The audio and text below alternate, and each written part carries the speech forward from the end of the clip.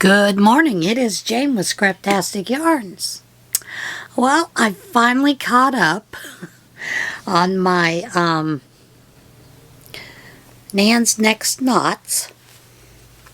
Yay, so I'm ready for Thursday.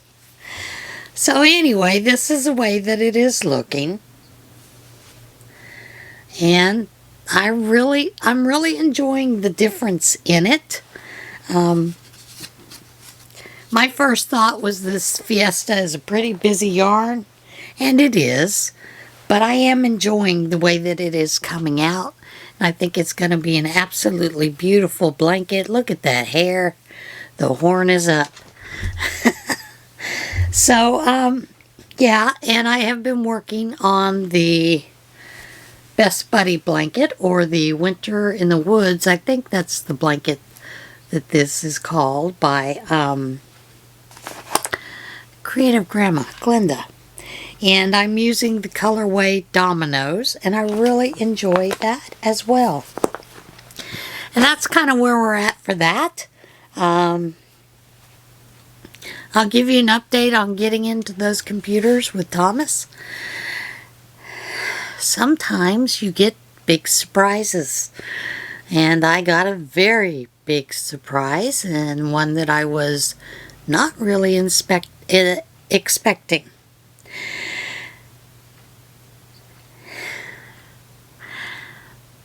I don't know if I told you, Thomas didn't sign off on me for his benefits, for his pension and those kind of things as a beneficiary. And honestly, the gal that handles that kind of enrollment told me, said, men don't do that. They don't fill it out. She said, even though we tell them it's important, they always want to wait until right before they retire, not even thinking about that they may die before they retire, and the hazards, the issues that crop up with that. And the big issue with that is that I will not see any of that pension or anything for 2 to 4 months. So July, August may be the first time I see or even have a clue how much is there. And that includes his IRA there with the state. But, you know, it is what it is. But I got into the computers, and I needed to find the financial information I needed for the lawyers.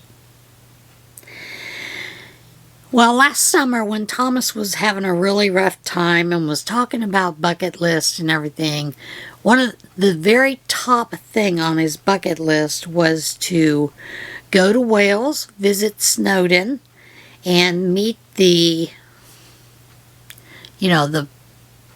family. That is where his father's side of the family originally came from, was Wales. They were a direct descendant to becoming the King of England until, the whole thing with the current queen, and, they took over, that kind of thing. So, we had already made arrangements with that long-lost cousin, and who still runs the castle, to visit the castle when we were retired, and we were saving up for that. And I figured we probably had plenty of money for that, because that was a separate savings from the other savings that we had. The other savings was more for retirement, those kind of things, for things we wanted to do. But we had already sent that over to his brother to help with his mother in the nursing home, because as you know, nursing homes are expensive, extremely expensive. So we'd already emptied that out to send that way, because, we can learn to save and, take care of ourselves in between side hustles, those kind of things. Because with Thomas, he did a lot of consulting work on the sides as well. But when I got into the savings account that we had for that, there was only $6.50. And what I found is that he had given it to someone in need. Now this is a good friend of his. So, but I didn't know what the need was, because the two of them are very close. They did some research together and, that kind of thing. I just knew of her. So, of course, your mind starts doing these things. My first thought was he was having an affair with her.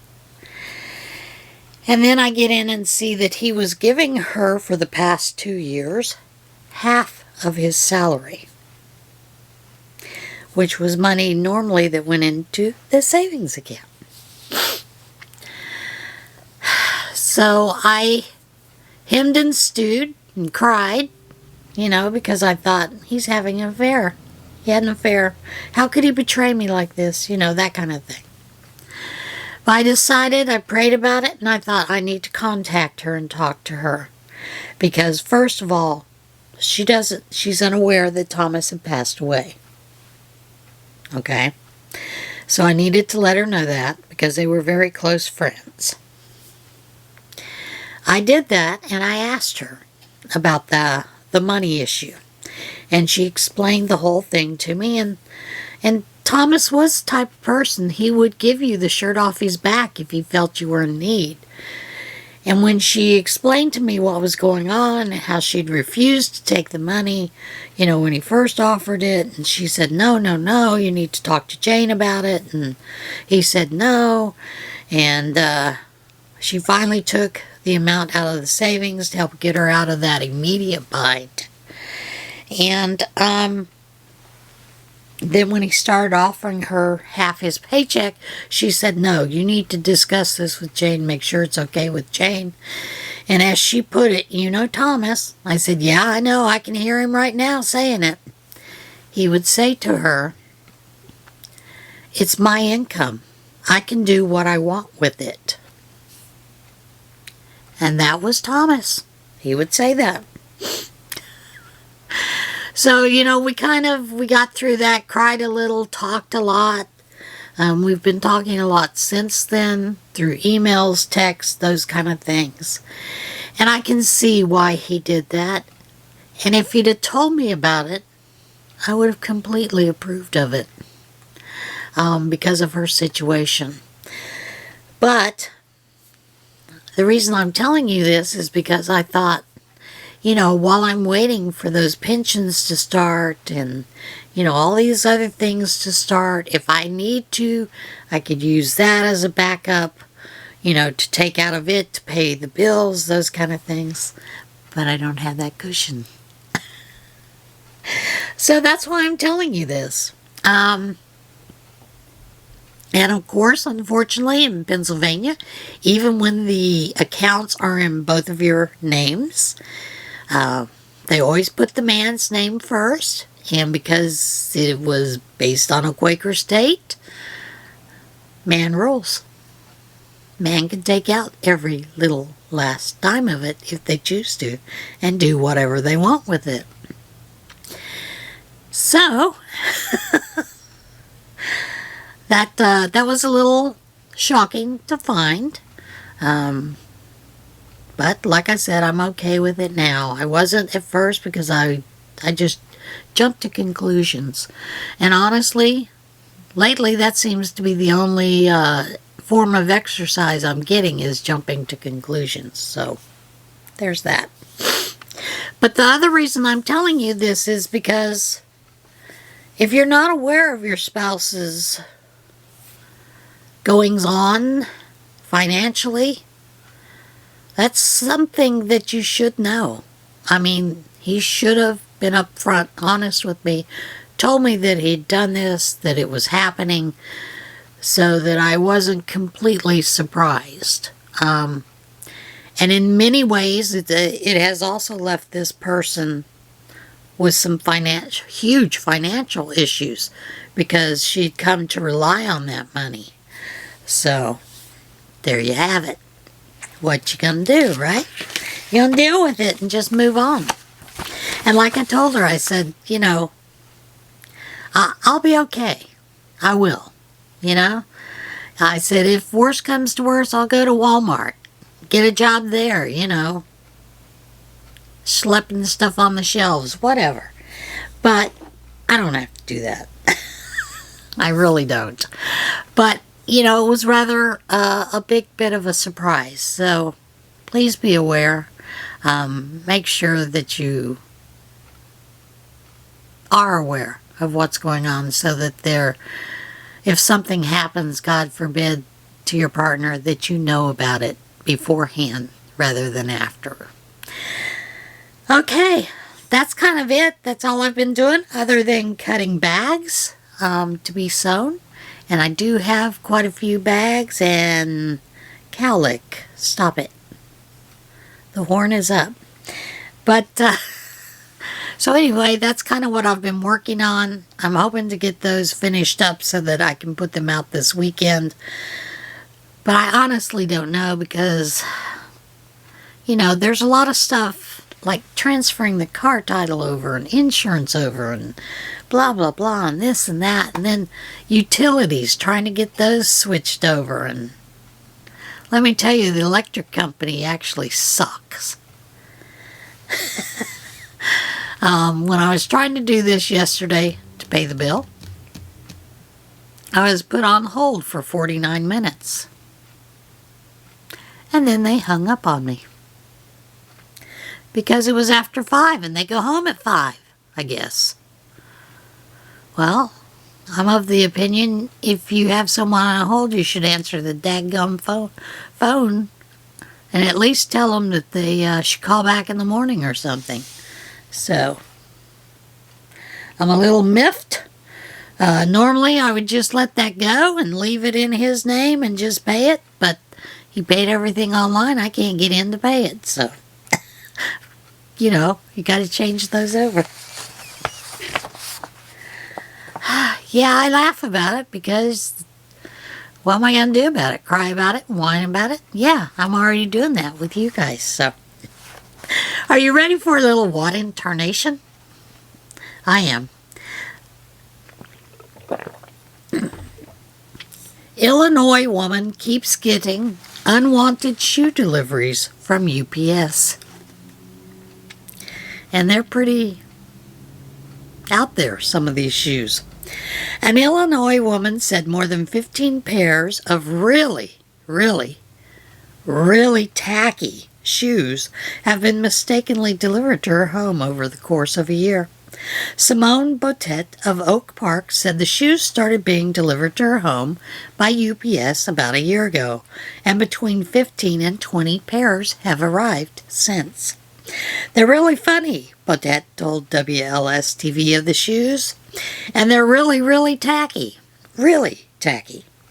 Botet said she returned one of the box of shoes to the UPS store. I explained the whole thing to her, and she understood it, and so she took them back, and like 4 days later, they came back in the mail to me.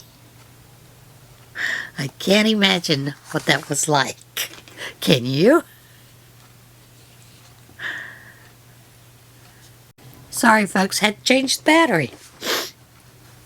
Botet said in a Facebook post that she determined after January delivery that the shoes were apparently supposed to have been returned to Amazon.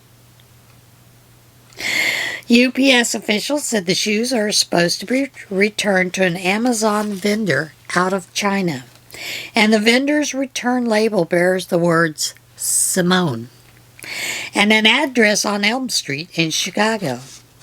The address is not a return center, so UPS attempted to correct the address error, led them to being sent to Simone in Oak Park. UPS said a clerical error was to blame for the shoes arriving at Botet's home. The company said it would work with the vendor to get the return labels corrected. An Amazon representative said the company is aware of the issue. We have been able to address this highly unusual situation. We have reached out to our customer to apologize for this inconvenience involving a company selling on our site, and have also asked the shoe seller to make the appropriate corrections on their end, the representative said. Botet said she is hoping the deliveries will now stop. I can't get it to stop, and it's really funny because of the shoe themselves. They're just hilariously not my style, she said. And if it doesn't, it just doesn't stop. It's absurdity. You know, it's an absurdity. And they're not even her size. So that's a rather cute story, funny story. Hopefully it'll be resolved sometime soon. Now, yesterday was Monday, and that day was actually Respect Your Cat Day. So Respect Your Cat Day may have origins in King Richard II's 1384 edict. Respect Your Cat Day, celebrated annually on March 28th, is a day of showing regard for one's feline companions, and the holiday might have had its origins in a 1384 edict from England's King Richard II.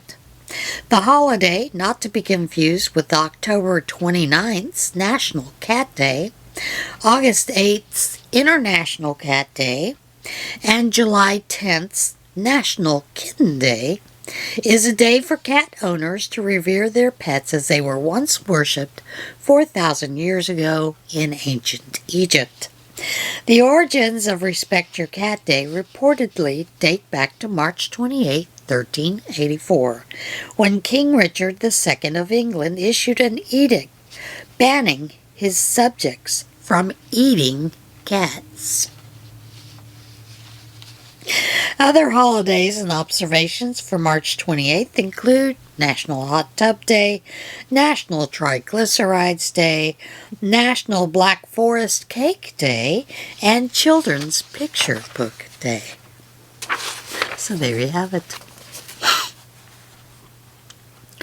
Mother duck hatches eggs at a Florida hospital's maternity center, and the video is adorable. A Florida hospital's labor and delivery center welcomed an unusual delivery when a mother duck hatched her eggs in the facility's courtyard.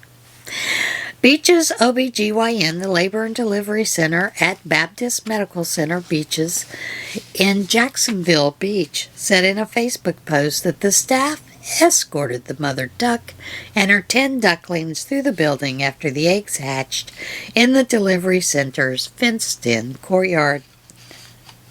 The delivery center said the ducks had to walk through the building to get out of the courtyard, which does not have an exit to the outside. We're still quacking up over this sweet story, the post said. Congrats, Mama. We'll see you in 6 weeks for your follow-up. Oh, boy. And you know, recently, I believe Ella...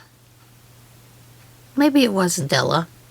I do know it was Terry, and also Cindy of Cindy Hart's Crochet. They all did one of the wacky make-a-do's with International Waffle Day, but I found some interesting information about that. International Waffle Day started out as a Swedish misunderstanding. International Waffle Day is celebrated each year on March the 25th, and the holiday began in Sweden as a result of a religious holiday's grammatical association with the food. The holiday's origins are the result of, and I'm gonna butcher this word, Varfrudagen,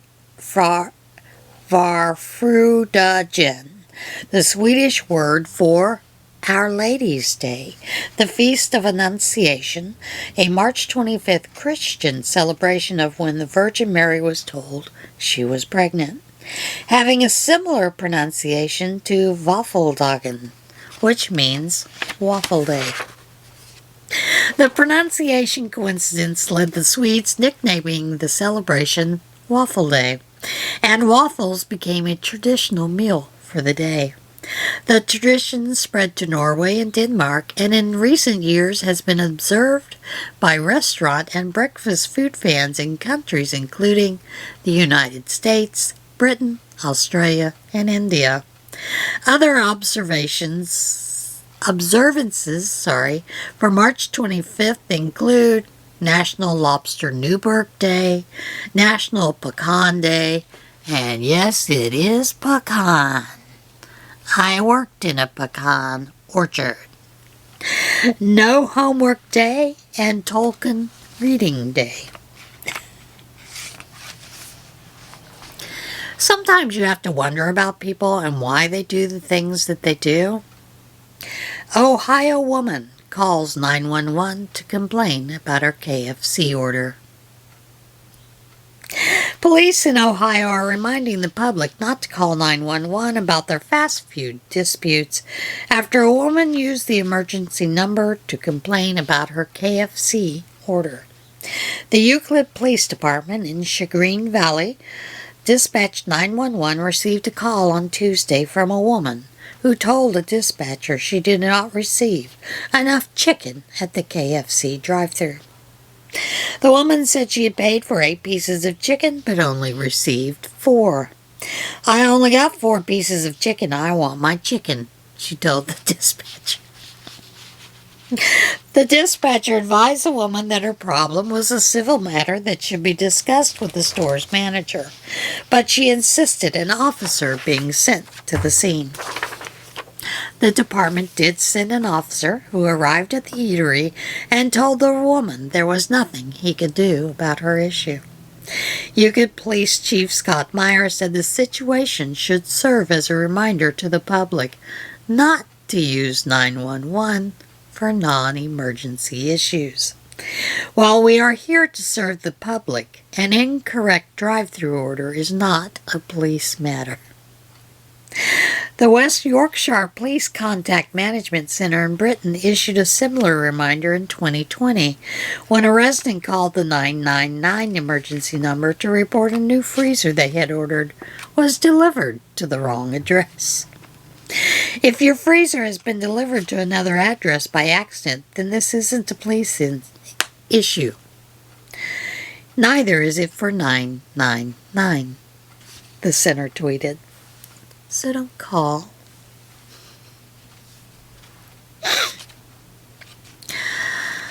Oh, and there's video of this. Michigan woman finds loose kangaroo in her driveway. A Michigan woman captured video outside her home when she came across an unbelievable sight, a kangaroo on the loose in her driveway. Sarah Greer said she spotted the animal in her Lapeer County yard Tuesday afternoon, just walking down the driveway. Not walking, hopping up and down the driveway, and it was eating something, she told WJBK-TV. Greer said she was unsure of what to do about the Australian animal, so she called 911. I say, "I'm located in southern Lapeer County," and there's a pause, and she responds, "Ma'am, are you sure it's a kangaroo?" And I said, "Yes, I'm sure." The dispatcher reported the marsupial to the Lapeer County Animal Control, but Greer said she later learned the kangaroo's owner safely recaptured it. Greer said she spoke with the owner of the kangaroo and learned the animal's name is Douglas. Another witness, Alex McCarty, captured video of Douglas hopping through a cemetery before being recaptured. She posted the footage to TikTok. Greer said she is happy she captured video of the animal because even her own husband found the story hard to believe. "Now I'm trying to convince him not to get another dog, but a kangaroo," she said. So that's What in Tarnation for this week. I hope you have a great week. Like I said, I'm slowly working on things with crochet, those kind of things, some knitting, but just not getting real far with them because there's, so much to do. But I'll continue to share the What in Tarnation with you and updates on what's going on. Hope you find that interesting. If you don't, I'm sorry. It is what it is. And I want to remind you to always enjoy the beauty that surrounds you in our great, beautiful earth. And remember, there was a creator that created all of this. So enjoy it and be kind to one another. And I'll see you guys soon. Bye.